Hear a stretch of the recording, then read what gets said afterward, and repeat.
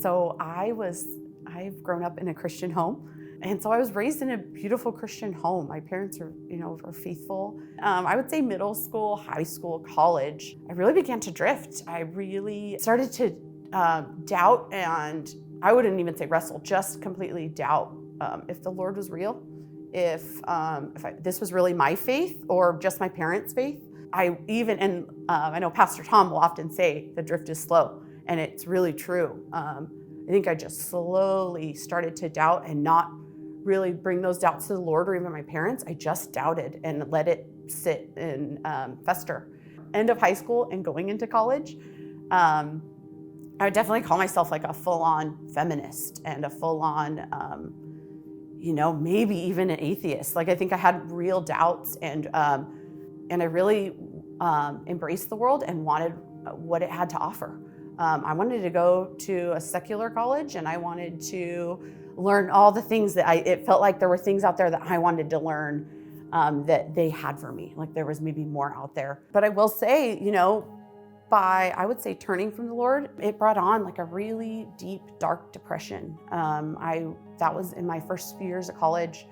There were some dark years in there, and I didn't turn to the Lord in those dark years. I just tried to deal with those things on my own.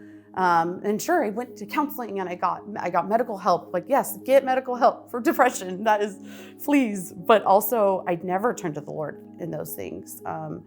It was very dark, and I was brought out of that. And I think the Lord guided, the people around me who loved the Lord to help me out of those things.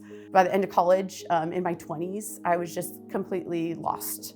I was pretty much like heavily drinking. I didn't even know where I was going. Sure, I had this degree, but what was I going to do? And I was very lost. The Lord still guided me and protected me in those dark ages when I wasn't even following Him.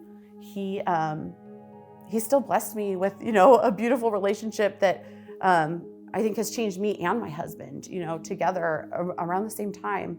So we ended up married, and I would say he chose the Grove, and it was just a great wise decision on his behalf, on his part.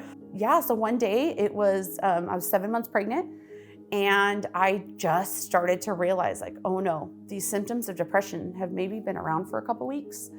And it felt like that big wave of depression was coming back again. And I had been through it before without the Lord, right? In college, I had been through that, and it was dark and scary. And so finally, I got on my knees and I surrendered. I remember I actually took a picture of it. The house was for sale this year, and I took a screenshot of that room because I'm like, oh, there's where I surrendered my life. That is where I started to see true change from the Lord. Yeah, I got on my knees, and I just remember saying, Lord, I surrender. I am sorry for running for so long. You have been gently calling me. And I know I can't go through this again without you, because I tried and it was terrible. I know maybe you can't even take this away right now. Maybe it's just gonna come, this wave of depression, but I need your help to get through it. That's when the Lord began to just change my heart and change my mind. I have just slowly began to really fall in love with the Lord. I could think there's all those worship songs about loving the Lord, and I never really felt that at all. And I think getting in the Word really began, really diligently being in the Word daily, started to just grow this love for the Lord and this love for His Word in me.